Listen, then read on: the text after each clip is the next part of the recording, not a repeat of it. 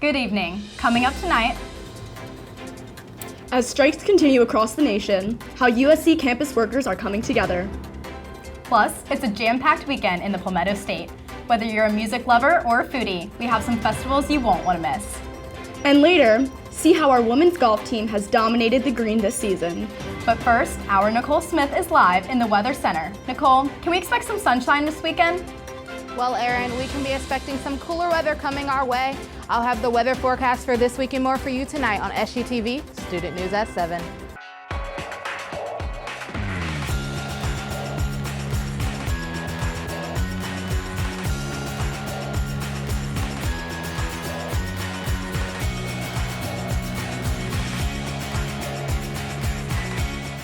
Live from the Kennedy Greenhouse Studio. This is Student News at 7. Good evening, Carolina. I'm Erin Smith. And I'm Bridget Bruchalski. Thank you for joining us. We begin tonight with a national issue making its way to the heart of South Carolina. As auto workers continue to picket, workers here on campus are also fighting for livable wages. The United Campus Workers of South Carolina wore union t-shirts and buttons Tuesday. It was in hopes to raise awareness and get their message out. According to Gallup News, 71% of Americans are now in favor of labor unions. UCW posted on Instagram encouraging people to take pictures with their shirts using the hashtag UCWStrong. Also happening on campus, USC is celebrating one of its largest freshman classes to date. As more students join the Gamecock family, Greek Life is seeing an uptick in membership. Our Elizabeth Martinez is digging deeper into this recent trend. Greek life at the University of South Carolina is experiencing a record comeback, nearly 4 years since the beginning of the COVID-19 pandemic. Senior and Zeta Tau Alpha member Natalie Montian first came to USC as a freshman in the fall of 2020. According to Montian, the virtual rush experience was nothing to call home about. So I had my first freshman year one, which honestly is just a really big blur. It all blends together. I think it even all blended together like at that time. The impersonal nature of the virtual rush left Montian and many others feeling uncertain of their choice. The girls that I met there on that first bid day are the girls that I'd be like friendly in class, I'd be acquaintances, but I couldn't really see myself forming connections. Montian finally found her place at the Zeta Tau Alpha house following 2 more recruitment processes.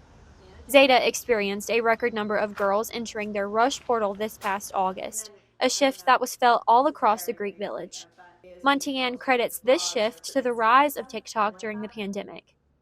But I think with people seeing TikTok, it was more like this opportunity isn't just an opportunity for the classic like blonde white girl that you see. Social media giants like TikTok give members an opportunity to squash stereotypes and bring awareness to Greek life and its perks. 4 years later, Greek life has since recovered from the halt of the pandemic.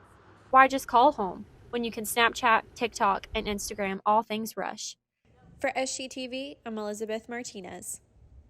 Thanks, Elizabeth. But as numbers grow, the university president is now looking to slow the number of new students. The Daily Gamecock first reported on the story this week. According to the publication, President Michael Emeritus first spoke on this last Tuesday during his State of the University address. The president says he hopes to make next year's class size roughly the same as this year's freshman class. But keep in mind, that number was nearly 7,300.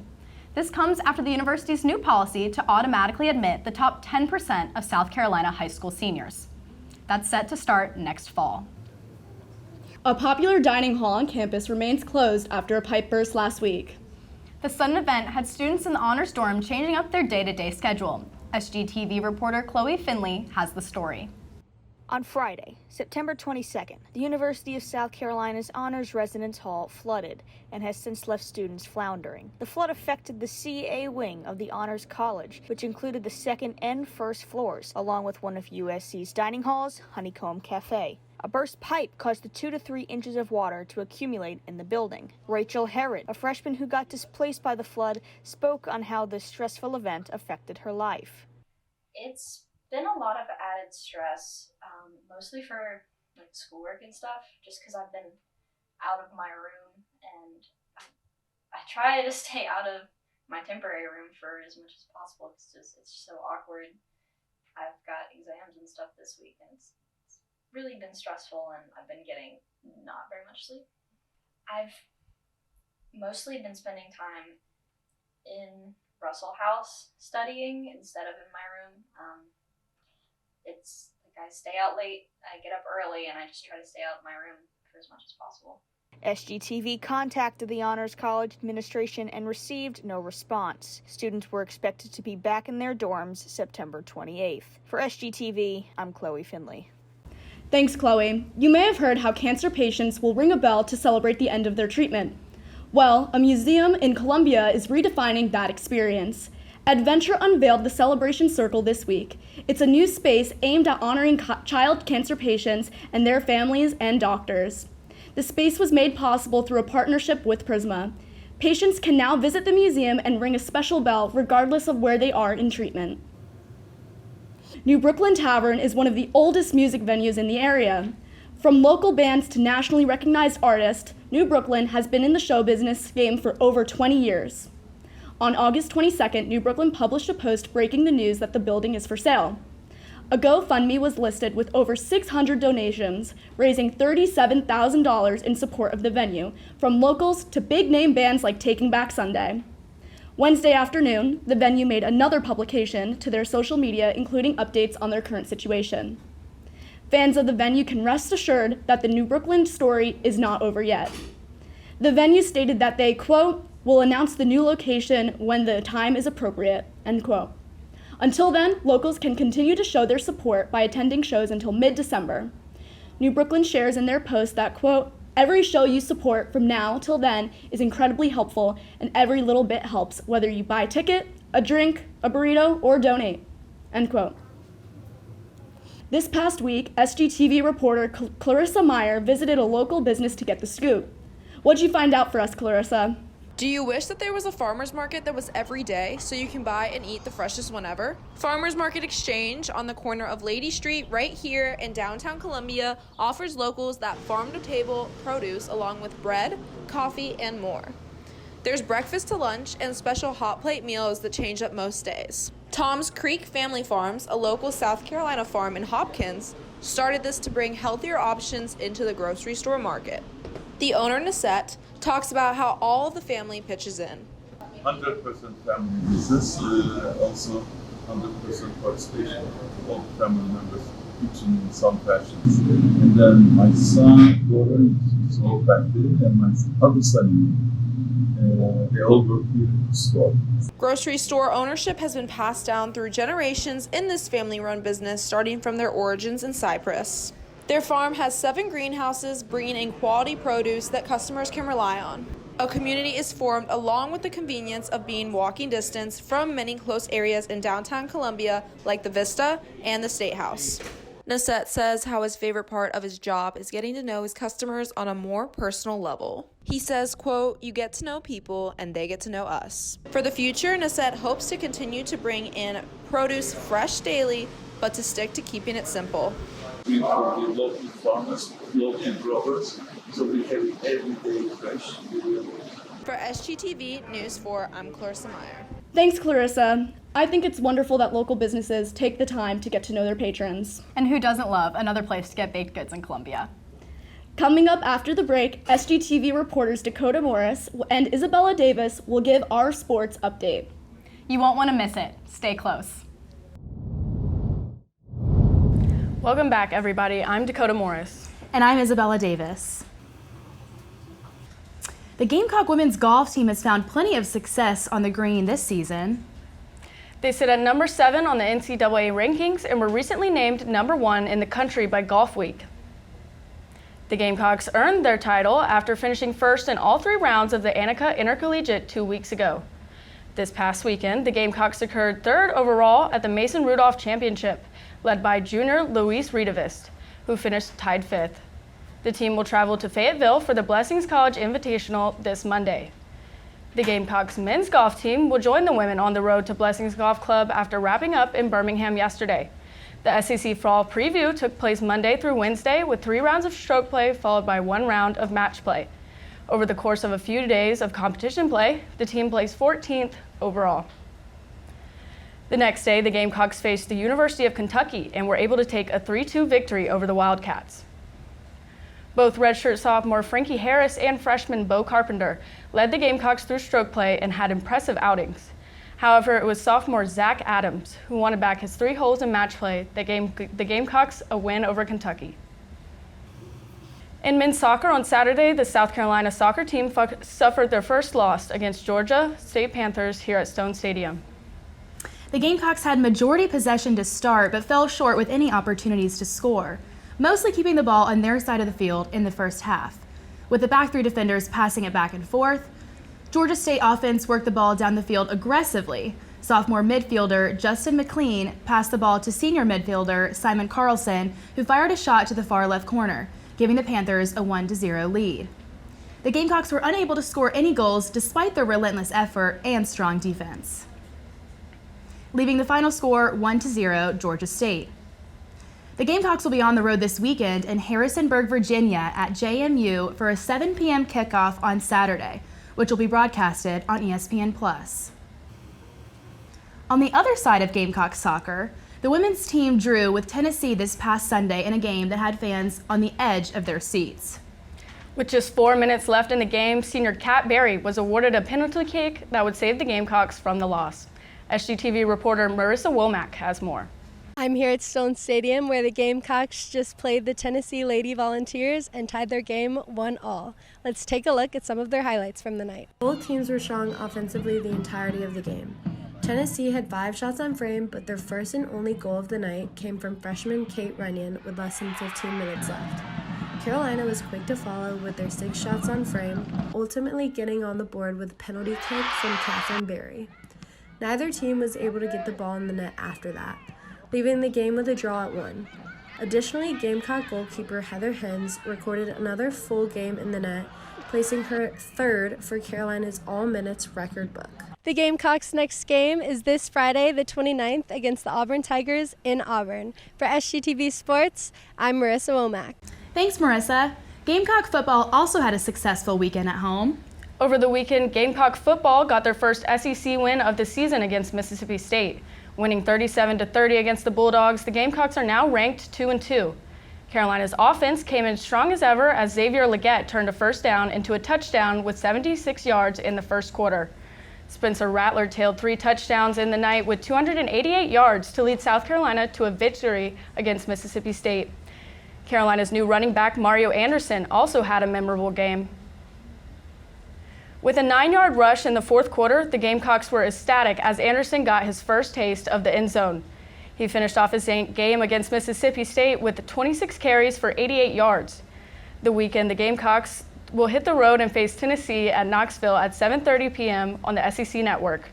Make sure to keep an eye out for Mario Anderson and the rest of the Gamecock offense. Hopefully this weekend we can have a repeat of last year, just in Knoxville. Maybe another upset, 2nd year in a row for the Gamecocks. We'll see you at Tennessee. Coming up after the break, SGTV reporters Destini Austin and Emma Wyatt will lay down the talk of the town. Stay close. Welcome back, Carolina. I'm Emma Wyatt. And I'm Destini Austin, here to give you the latest in this week's entertainment. This Friday, the Senate will be hosting a Taylor Swift-inspired dance party for those 18 and older. The Senate is a concert and event center located in the downtown Vista District, just outside of the University of South Carolina's campus. They are known for bringing top-tier talent such as J. Cole, Morgan Wallen, Moon Taxi, and more. For non-live performances, the Senate hosts special theme nights for those in the city to enjoy. With a total capacity of 1,200 people, the Senate provides a fun new way to bring people together any day of the week for anyone looking to switch up their night. This event in particular is inspired by the Eras Tour, so whether you're a Swiftie who managed to make it to the tour or not, go be fearless this Friday night at 8 p.m. and shake it off with your friends. For more information regarding the Senate, feel free to follow their account at the Senate Cola on Twitter, TikTok, Facebook, or Instagram. Speaking of shaking it off, as many tuned in to the Kansas City Chiefs versus Chicago Bears game this past weekend, fans couldn't help but turn their heads to the lady in red. Miss Taylor Swift was seen decked out in Chiefs apparel in her signature red lipstick, with recently rising rumors of Swift and Chiefs tight end Travis Kelce being in a relationship. With this recent appearance, fans have been theorizing the probability that these two are together. Rumors started back in July when the football star attended the Eras Tour at the Arrowhead Stadium. On the New Heights podcast, Travis stated, quote, "If you're on Taylor Swift concerts, there are friendship bracelets. I received a bunch of them being there, but I wanted to give Taylor Swift one with my number on it," end quote. With her appearance at the game, sales of Kelce's number 87 jersey soared off the roof, with fans noticing a dramatic influx in sales. A TikTok trend made by Swifties has been going viral, stating that Taylor Swift put Travis Kelce on the map. It is debatable whether these two are actually dating, but with recent photos emerging of them together, they definitely appear to be more than just acquaintances. Bored and need something fun to do that helps out some animals in need? Well, lucky for you, the Palmetto Peanut Bowl serves just that. This event will be happening on Divine Street on Saturday from 12 to 6. Admission is free and all proceeds from the sale of food and drinks go to the animal mission.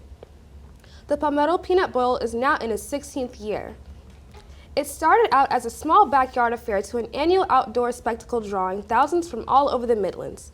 This event highlights some amazing cooks and recipes from South Carolina, with a competition that features teams striving for the championship trophy and the well sought out after bragging rights for another year. Along with the competition, the Palmetto Peanut Bowl offers live music, food, and kids entertainment. In the spirit of the event, helping out animals, why don't you bring your own? This event is pet friendly as long as they remain leashed. The 49th Annual Okra Strut Festival, hosted by Lexington Medical Center, kicks off this Friday, the 29th, and will continue throughout the following day.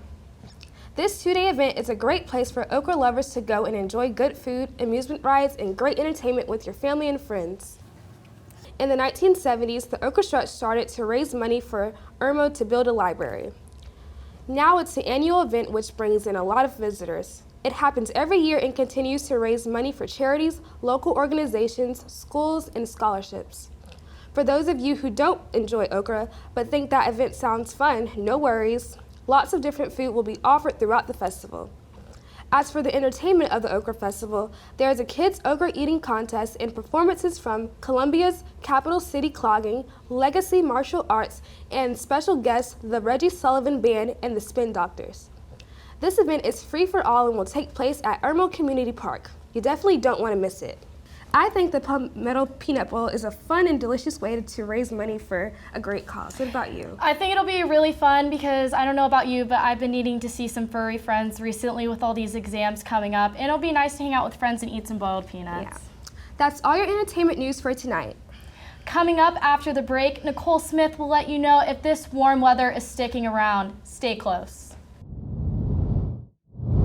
Welcome back, Carolina. I'm Nicole Smith. Here's your weather forecast for the week. As you can see, we're gonna have some high humidities throughout this whole week, but more specifically at night. They're gonna be in those high 70s to those low 80s. So pretty high, but luckily they will be decreasing on throughout that week. So they are still gonna be hitting those high humidity, but they will decrease throughout the week. Now we are gonna have some earlier sunsets. The fall equinox just hit us a couple of weeks ago, so it is fall now happily.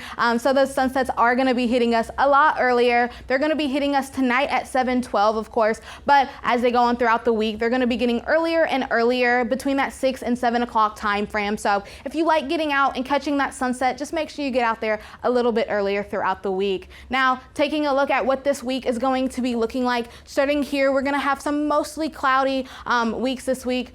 I'm just playing. We're gonna have some mostly sunny days this week with a couple of clouds all throughout that week. And of course here on Monday, that complete sun. And then it's gonna be hitting highs of those low 80s and then those lows of the low 60s. Now it's gonna be hitting highs of 80s, but they're gonna be in between the 60s and 70s. So we're gonna have some cooler days as we go through. Now, Kind of looking at what Friday is looking like, we're gonna have the 66 here in the morning with a few clouds. And as we go into that afternoon, we're gonna be hitting some slight breezes, hitting 76. And that evening, we're gonna have those cooler temperatures with some partly cloudy skies hitting 72.